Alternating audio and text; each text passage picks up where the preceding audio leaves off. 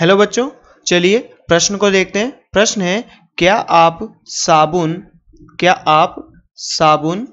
साबुन तथा संश्लेषित अपमार्जकों का प्रयोग जल की कठोरता जानने के लिए कर सकते हैं? तो चलिए बच्चों, इस प्रश्न की मुख्य अवधारणा की बात करें तो इस प्रश्न की मुख्य अवधारणा होगी मुख्य अवधारणा।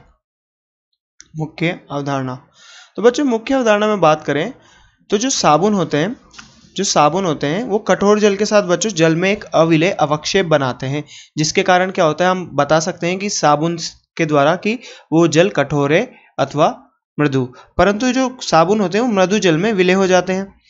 अब बात करें अपमार्जकों की। अपमार्जक क्या होते हैं बच्चों? वो दोनों जल यानी कठोर व मृदु जल, दोनों जल के साथ क्या करते हैं बच्चों? झाग दे देते हैं या उस जल में विलय होते हैं। अतः ये जल की कठोरता ज्ञात करने के लिए हम उपयोग में नहीं ला सकते। तो बच्चों, हम जल के कठोरपन को कैसे ज्ञात करेंगे? जब हम साबुन को कठोर जल के साथ अभिकृत करवाते हैं तो हमें एक जल में अविलेय अवक्षेप प्राप्त होता है, यानी झाग नहीं आते। और जब साबुन को मृदु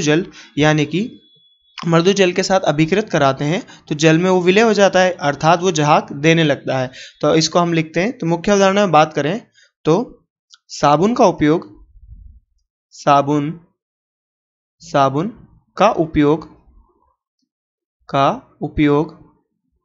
तो बच्चों, साबुन का उपयोग जल की कठोरता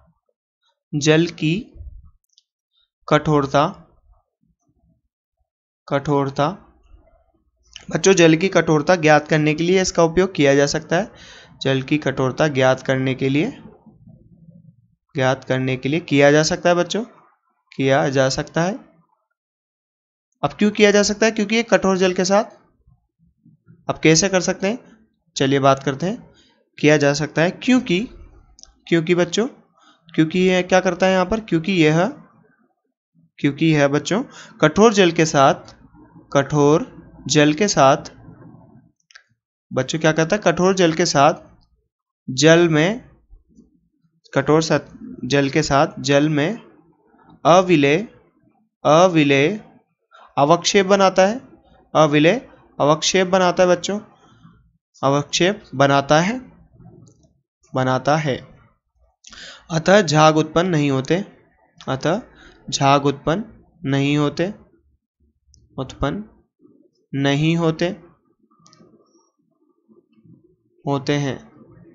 परंतु बच्चों क्या होता है यहाँ पर? परंतु जो ये साबुन होता है ये मृदु जल के साथ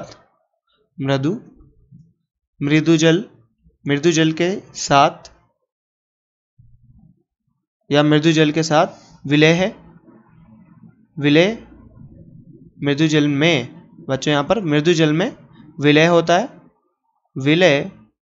है।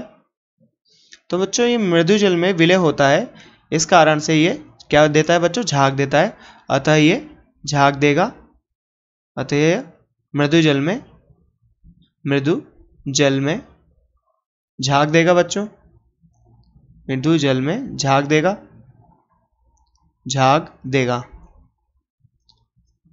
बच्चों आगे इसमें बात करें, परंतु अपमार्जक क्या होता है? अब अपमार्जक की बात करें। अपमार्जक बच्चों, अपमार्जक जल और अपमार्जक क्या होता है बच्चों? जल में भी विलय होता है, दोनों प्रकार के जल में विलय होता है, कठोर जल और मृदु जल दोनों में। तो ये दोनों प्रकार के बच्चों ये क्या करता है? दोनों प्रकार के जल में विलय होता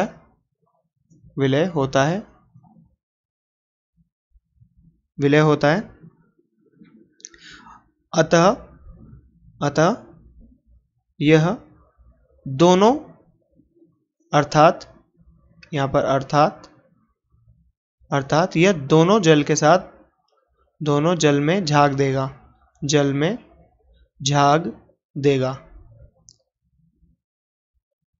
अतः हम कह सकते हैं बच्चों, अतः ये जल की कठोरता ज्ञात करने के लिए उपयोग में नहीं लिया जा सकता। अतः ये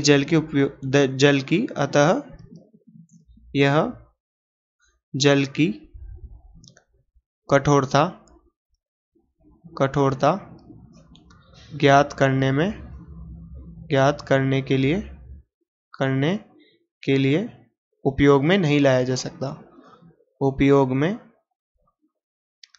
नहीं लाया जा सकता, नहीं लाया जा सकता। तो बच्चों यहाँ पर हम बात करें तो साबुन तो कठोरता ज्ञात करने के लिए प्रयोग में लाया जा सकता है, परंतु अपमार्जक नहीं लाया जा सकता। तो बच्चों हमसे प्रश्न में पूछा था, क्या आप साबुन तथा संश्लेषित अपमार्जकों का प्रयोग जल की कठोरता जानने के लिए कर सकते हैं? तो हमने मुख्य अवधारणा में देखा कि साबुन का प्रयोग कर सकते हैं और अपमार्जक का नहीं कर सकते। आशा करते हैं आपको प्रश्न समझ में आया होगा। धन्यवाद।